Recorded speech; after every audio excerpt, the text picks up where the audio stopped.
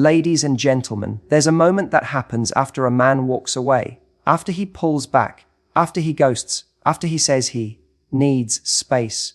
You sit there wondering, will he ever come back? Does he even care? But what most people don't realize is, before he comes back, he tests you, quietly, strategically, secretly. This test doesn't look like a test. It might look like silence. It might look like a random text at 2 a.m. It might look like him watching your stories, but never saying a word. And it feels like confusion. It feels like hope. But what it really is a trap. He's not reaching out to rebuild. He's reaching out to read. He's reading your energy. When a man distances himself, when he suddenly pulls away without explanation or begins to go cold after weeks or months of connection, it can feel personal, confusing, and deeply painful. But what's often misunderstood is that this distance isn't always about detachment. Sometimes it's calculated. Sometimes it's strategic. And often it's a quiet test, a way for him to see what you'll do in his absence. This isn't a test he announces. He won't tell you, I'm going to disappear for a while just to see how much power I still have over you. But that's exactly what it is. He pulls back to observe. Will you chase him? Will you question your worth? Will you flood his phone with messages, trying to reclaim something he chose to let go of? Or will you pause, breathe, and continue living, whole and undisturbed? This test is deeply psychological. When someone steps away, especially if they've had a certain emotional hold over you, they want to know how much of that control still remains. They want to know if their absence stirs something in you: fear, panic, longing. And the truth is, your reaction gives them all the information they need. If you crumble at their distance, it reinforces their belief that you're still emotionally tethered to them. It shows them that even without consistent effort, they still occupy space in your heart and mind. That kind of power, if left unchallenged, can be addicting to someone who hasn't yet matured emotionally. He watches from a distance. He notices whether your energy shifts, whether your tone changes, whether your texts become more anxious or more frequent. He may even check in without saying anything, through social media views, subtle interactions, or hearing about you through mutual friends. He's not just looking for a reaction, he's looking for reassurance. Reassurance that he still matters, that the door is still open, that he can leave, and you'll still be there waiting when he decides to return. What's important to understand is that this test doesn't necessarily mean he's a bad person, but it does reveal a lack of emotional accountability. Instead of communicating directly or committing clearly, he relies on ambiguity. Instead of taking responsibility for how he makes you feel, he quietly gauges whether you'll do the emotional work for him, whether you'll keep the connection alive, even while he's absent from it. It's in this space, his silence, his pullback, that your response becomes powerful. You might be tempted to prove your love, to show that you're still there, to reassure him that nothing's changed. But in doing that, you give him more of the control he's testing for. You show him that his behavior hasn't cost him anything, that even your heart comes with no price. But when you hold back, when you choose stillness instead of reaction, everything shifts. Suddenly, the test becomes uncomfortable for him, because now he has no proof, no validation, no confirmation that you're still where he left you. And that quiet from you, that's where the real power lies. Silence is one of the most misunderstood forms of communication, especially in the dynamic of relationships. When a man pulls away, intentionally or not, your silence isn't just the absence of words, it becomes a mirror that reflects where you stand, how you value yourself, and whether you're willing to compromise your dignity for closeness. And for him, that silence becomes a test. He may not admit it, but he's watching. He's observing what you'll do with the space he's created. Will you fill it with anxiety and pursuit, or will you use it to honor your self-respect? This isn't about games. It's about energy. When someone pulls away and you immediately rush in to close the gap, it sends a message that your peace is dependent on their presence, that your sense of emotional balance requires their reassurance. And for someone who's unsure, inconsistent, or emotionally avoidant, That's exactly the dynamic they feel safest in. One where you're doing the work to keep the connection alive while they get to remain distant. But when you respond with silence, not coldness, not revenge, just stillness, it communicates something powerful. You value yourself enough not to beg for clarity where none is being offered. That self-respect, that calm withholding of energy is not indifference. It's awareness. It says, I see what's happening. I see you stepping back, and I trust myself enough not to chase you into uncertainty. He may have pulled back, expecting you to react. Maybe he hoped you'd spiral, double text, check in with mutual friends, post things online to get his attention. That would confirm to him that he still holds emotional leverage in your life. But your silence, it confuses him. It makes him question what he expected. If you're not reacting, he starts wondering, has she moved on? Does she not care as much as I thought? Did I misread her feelings? And suddenly, the one who created distance begins to feel it himself. Your silence becomes a boundary without explanation. It draws a line in the sand. It says, if you want access to me, it has to be with intention, not with breadcrumbs, not with half-hearted efforts, not when it's convenient for you. This is how your silence becomes the measure of your self-respect, not in punishing him, but in protecting your own energy.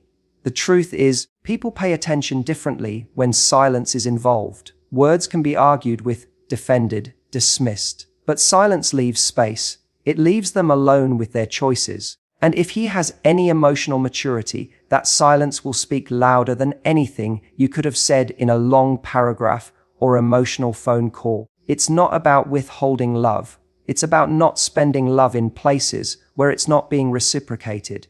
Sometimes, the greatest form of clarity you can offer someone is no reaction at all.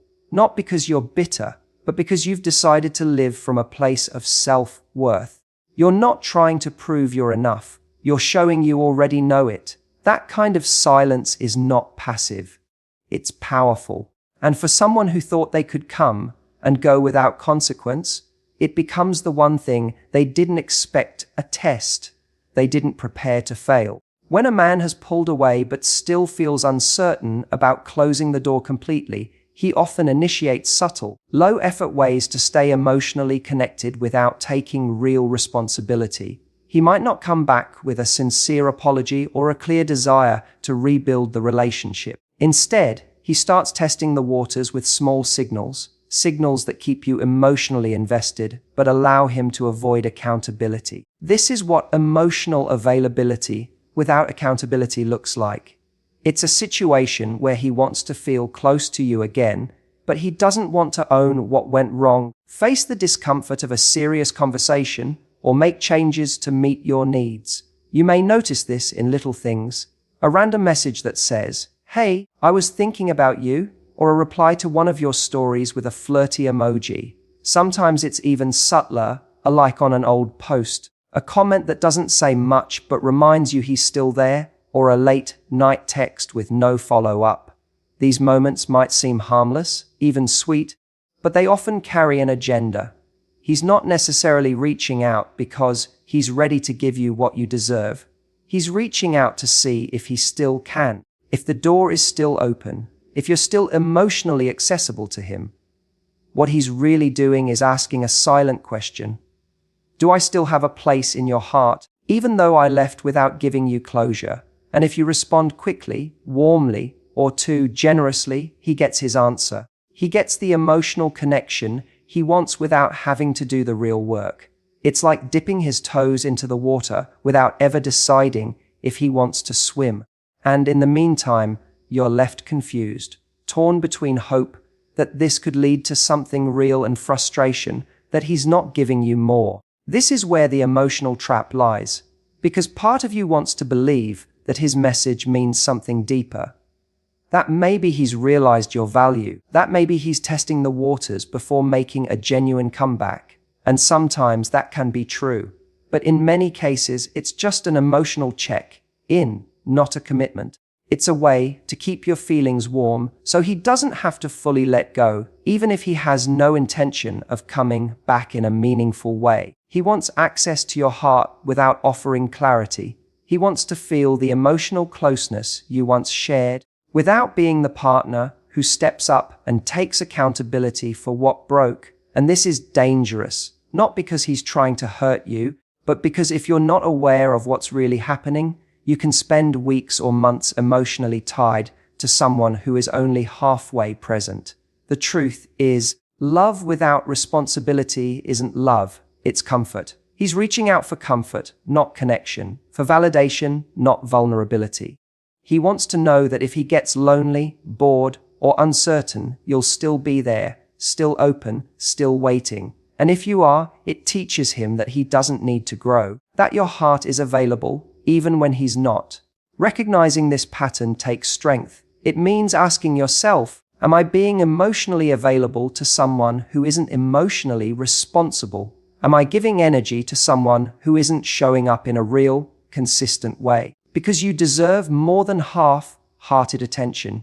You deserve depth, honesty, and someone who doesn't just test the waters, but chooses to dive in with both feet, ready to stay. When he pulls away and creates distance, he's not just stepping back from the connection, you're stepping into a moment of truth, a moment where he quietly observes, have you stayed emotionally frozen in the space he left you, or have you started to move on? This is one of the most telling parts of his test, because while he may not be ready to return, he still wants to know what kind of grip he has on you. And so he watches, silently and carefully, to see if your world still revolves around him. This test is not about whether you still care. He already assumes you do. It's about whether you're stuck in the same emotional position he left you in. Whether you're still quietly checking your phone, replaying conversations, or scrolling his profile in the middle of the night. He wants to know, are you still emotionally available, just in case he decides to come back? But the more confident, grounded, and peaceful you seem, the more your life looks full without him, the more that unsettles him. Why? Because he didn't expect you to rise. He didn't expect you to reclaim your happiness without his validation. In his mind, the connection between you was powerful, and now that he's not actively watering it, he assumes it should be withering. But when he sees you smile without effort, laugh with friends, and move forward with grace, it disrupts the story he told himself. This doesn't mean you need to perform your healing. You don't need to post exaggerated highlights or pretend you don't feel anything. That's not strength. That's just another version of trying to be seen. True movement comes when your peace isn't for show. When your progress isn't about him seeing it, it's just real. It's how you live. And that's what gets his attention. Not the silence alone, not the distance alone, but the fact that you seem lighter, that you're not waiting by the door, that you didn't fall apart just because he disappeared. That kind of strength is rare. And for someone who left thinking he had more time or more control or more of your emotional loyalty, it's a wake-up call. Now, that doesn't mean he'll rush back. Some people see your growth and realize they're no longer ready for the version of you that healed. But others, they become intrigued. They want to re-engage. Not necessarily because they're ready to offer something meaningful, but because your evolution challenges them. They want to see if they can still get access to the old you, even now that you've become someone new. This is where you have to be careful. Just because someone is drawn to your strength doesn't mean they're strong enough to match it. Just because they're curious doesn't mean they're committed. He might reach out again just to test the waters, just to see if the spark is still there. But what he's really checking is whether you're still the same woman who waited, hoped, and stayed small for love. Your best response isn't a cold shoulder or a dramatic exit. It's authenticity. It's showing up in your truth, unapologetic about your growth, unwilling to shrink back into the version of you that was easier to control. If you've truly moved on, it will show, not just in your actions, but in your energy. And that energy will either invite something real or repel anything that isn't. There's a particular kind of connection some men crave, not the deep, soul-level commitment that requires presence and effort, but the kind that feeds their ego without asking anything in return. When a man isn't ready to step up emotionally, yet still wants to feel wanted, he will test you in the most subtle ways. He won't make grand gestures or offer consistent love. Instead, he'll throw emotional bait, just enough to pull on your heartstrings, but never enough to move the relationship forward. This is what the fifth keynote reveals. He wants to feel wanted without having to commit. He sends the "I miss you" text with no follow through. He reaches out just to check on you, but avoids real conversations. He resurfaces after weeks of silence as if nothing happened. These gestures might feel comforting in the moment, but they're not coming from a place of clarity. They're coming from a desire to be emotionally fed without giving anything meaningful back. He doesn't necessarily want to build a life with you.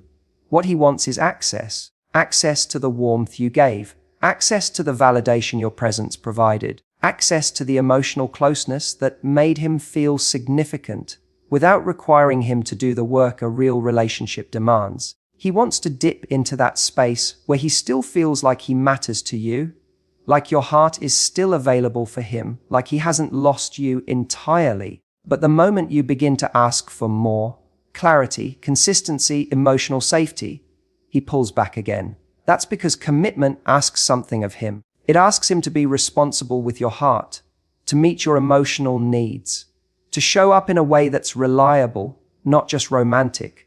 And if he's not ready to do that, the easiest option is to keep the connection alive, just enough to feel your affection without earning it.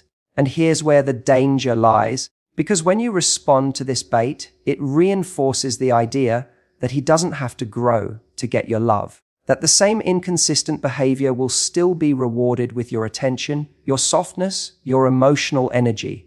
This is not about blame, it's about awareness. You may be responding from